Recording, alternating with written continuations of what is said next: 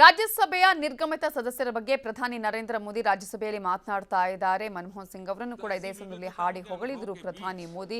ನಾಯಕರ ಬಗ್ಗೆ ಮೆಚ್ಚುಗೆಯ ಮಾತಾಡ್ತಿದ್ದಾರೆ. और मैं तो अब खरगे जी आ गए हैं तो मेरा एक धर्म तो निभाना ही पड़ता है मुझे। कभी कभी कुछ काम इतने अच्छे होते हैं जो बहुत लंबे समय तक उपयोगी होते हैं। हमारे यहाँ कोई बच्चा कुछ अच्छी चीज कर लेता है, कोई बच्चा अच्छे कपड़े वपड़े पहन करके अवसर के लिए तैयार होता है तो परिवार में एक आध स्वजन आ जाता, अरे किसी की नजर लग जाएगी, इसको काला टीका कर दो, तो ऐसे काला टीका कर देते हैं। आज देश पिछले 10 साल में समृद्धि के नए नए शिखर सर कर रहा है। एक भव्य दिव्य वातावरण बना है, उसको नजर न लग जाए इसलिए काला टीका करने का आज प्रयास हुआ है। मैं उसके लिए भी खरगे जी का बहुत धन्यवाद करता हूं ताकि इस हमारी प्रगति की यात्रा को कोई नजर न लग जाए। ये नजर न लग जाए इसलिए आपने आज जो काला टीका किया है, मैं तो सोच रहा था सब काले कपड़ों में आएंगे लेकिन शायद काला जोदू खिंचते खिंचते खिंचते ब्लैक पेपर तक चला गया है, लेकिन फिर भी मैं उसका भी स्वागत करता हूं क्योंकि जब भी अच्छी बात होती है काला टीका नजर न लग जाए इसलिए बहुत जरूरी होता है। और उस पवित्र काम को, और आज जिस उम्र के हैं उस व्यक्ति जब ये काम करता है तो जरा अच्छा रहता है, तो मैं इसके लिए भी आपका आभार व्यक्त करता हूं। आदरणीय सभापति जी, ये विषय कोई लंबा बोलने का तो है नहीं, लेकिन हमारे यहाँ शास्त्रों में एक बहुत बढ़िया बात कही गई है। शायद हमारे सब साथी जा रहे हैं तो जो कमी भी हमें महसूस होगी उनकी, क्योंकि उनके विचारों का लाभ जो आ जाएंगे वापिस वो तो और तेज तरार होकर के आएंगे। जिसको हमला करना है वो भी मजेदार हमले करेंगे और जिसको रक्षा कवच बनाना है वो भी बढ़िया बनाएंगे, वो अपना काम चलता रहेगा। हमारे यहाँ शास्त्रों में कहा गया है गुणा गुणज्ञेषु गुणा भवन्ति, गुणा गुणज्ञेषु गुणा भवन्ति, ते निर्गुणं प्राप्य भवन्ति दोषाः, ते निर्गुणं प्राप्य भवन्ति दोषाः। आस्वाद्य तोया प्रवहन्ति नद्य, समुद्रमासाद्वय भवन्तय पेया। उसका मतलब है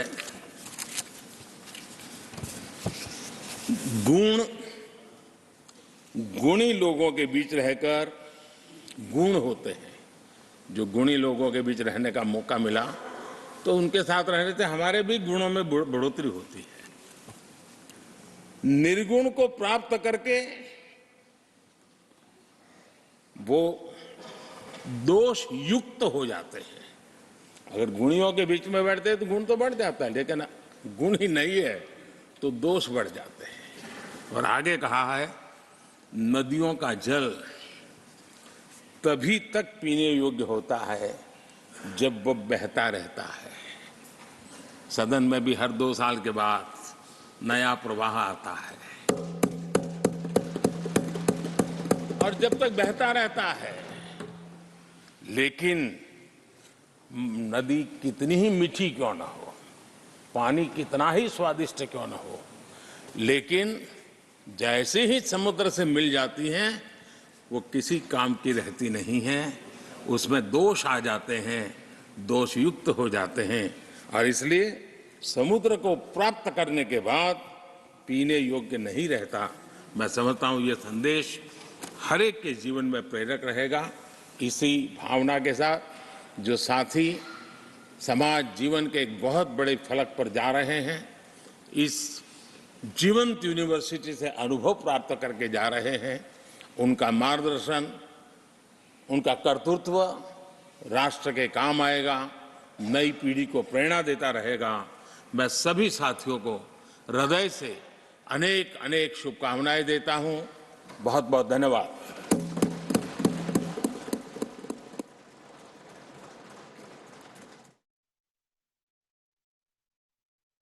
ಅವರು ಈಗಾಗಲೇ ರಾಜ್ಯಸಭೆಯಿಂದ ನಿರ್ಗಮಿಸ್ತಾ ಇರುವಂತಹ ಒಂದು ಸದಸ್ಯರ ಬಗ್ಗೆ ಮಾತನಾಡ್ತಾ ಇದ್ರು. ನಿರ್ಗಮಿತ ಸದಸ್ಯರ ಬಗ್ಗೆ ಪ್ರಧಾನಿ ನರೇಂದ್ರ ಮೋದಿ ಅವರು ಏನೆಲ್ಲ ಒಳ್ಳೆಯ ಕೆಲಸಗಳನ್ನು ಮಾಡಿದ್ದಾರೆ, ಈ ಸಂದರ್ಭದಲ್ಲಿ ಯಾವ ರೀತಿಯಾಗಿ ಮೆಚ್ಚುಗೆಯನ್ನು ವ್ಯಕ್ತಪಡಿಸಬೇಕು ಅನ್ನುವಂತಹ ವಿಚಾರವನ್ನು ಕೂಡ ಹೇಳ್ತಾ ಇದ್ರು. ಮಕ್ಕಳು ಒಳ್ಳೆ ಕೆಲಸ ಮಾಡಿದರೆ ದೃಷ್ಟಿ ಆಗುತ್ತೆ ಅಂತ ಕಣ್ಕಪ್ಪು ಹಚ್ತಾರೆ. ಅದೇ ರೀತಿಯಾಗಿ ಒಂದಷ್ಟು ವಿಚಾರಗಳು ಕೂಡ ಪ್ರಧಾನಿ ನರೇಂದ್ರ ಮೋದಿ ಅವರು ಖರ್ಗೆ ಅವರ ವಿಚಾರದಲ್ಲೇ ಈ ಮಾತನ್ನ ಹೇಳ್ತಾರೆ. ಒಳ್ಳೆಯ ಕೆಲಸಕ್ಕೆ ನಿಮ್ಮ ಬ್ಲ್ಯಾಕ್ ಪೇಪರ್ ಕಣ್ಕಪ್ಪಾಗುತ್ತೆ, ಹಾಗಾಗಿ ಈ ವಿಷಯದ ಬಗ್ಗೆ ಹೆಚ್ಚು ಮಾತಾಡಲ್ಲ ಅಂತ ಹೇಳ್ತಾನೆ. ಅನೇಕರ ಬಗ್ಗೆ ಒಳ್ಳೆಯ ಮೆಚ್ಚುಗೆಯ ಮಾತನಾಡಿದ್ದಾರೆ.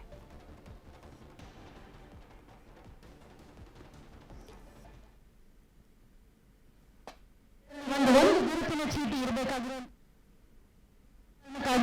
ಅಹವಾಲನ್ನು उसकी तारीफ करो, जो कमियां होती है वो गिनते जाओ। सर, एक सच बात है कि मनमोहन सिंह जी के ज़माने में चाहे वो प्राइम मिनिस्टर हो, चाहे वो फाइनेंस मिनिस्टर हो, बहुत अच्छे काम करके देश को एक पटरी पे उन्होंने लाई और प्रगति जो चल रही है वहाँ से ही ये शुरू हुई है। सर, ये अपर हाउस एक परमानेंट हाउस है। समाज के विभिन्न क्षेत्रों में प्रतिनिधि यहाँ आते हैं, परिवर्तन और कंटिन्यूटी जारी रहती है। हमारा हाउस कभी डिसॉल्व नहीं होता। हो सकता है मोदी साहब का हाउस डिसॉल्व हो सकता है, लेकिन हमारा और आपका हाउस डिसॉल्व नहीं हो सकता। ये चलते रहते हैं और 1/3 मेंबर्स रिटायर होते हैं, फिर आते हैं कि उसमें अच्छे लोग, बहुत से आर्टिस्ट आते हैं, लिटरेरी फिगर आते हैं, साइंटिस्ट आते हैं और अच्छे बोलने वाले आते हैं, प्रोफेसर्स आते हैं और जो देश के बारे में अपनी आइडिया देने वाले या मार्गदर्शन करने वाले लोग यहाँ पर इस सदन में रहते हैं। तो इसका फायदा भी सरकार को होता है और सरकार भी उनके विचारों को सोच समझकर कानून में तब्दीली करना, कानून में उसको समाया जाना, ये काम करते रहते हैं, पहले से भी करते आए हैं। सभापति जी, समय अपनी गति से चलता रहता है, संस्थाएं कायम रहती है, लोगों के चेहरे बदलते रहते हैं, नए आते पुराने जाते हैं। फिर भी इस क्रम में मई महीनों तक कुल 28 सांसद रिटायर हो रहे हैं। जो लोग रिटायर हो रहे हैं उसमें कोई अहम लोग भी हैं और हमारी कांग्रेस पार्टी से देश के पूर्व प्रधानमंत्री ji doctor Manmohan Singh ji, Abhishek Manu Singh ji, Rajmani Patel, doctor Syed Nasir Hussain, doctor L Hanumanthaiah, GC Chandrashekhar, Akhilesh Prasad Singh, Narayan bhai Rathod, doctor Amit Yagnik और कुमार केतकर ये अप्रैल में रिटायर होंगे। लेकिन और भी मेंबर्स जो हैं वो सभी का मैं याद करता हूं जो रिटायर हो रहे हैं और इसमें बहुत से लोग फिर वापस भी आ रहे हैं। ऐसा नहीं कि वो परमानेंट रिटायर हो रहे हैं। संख्या बल पे वो जिनको देना है नहीं देना है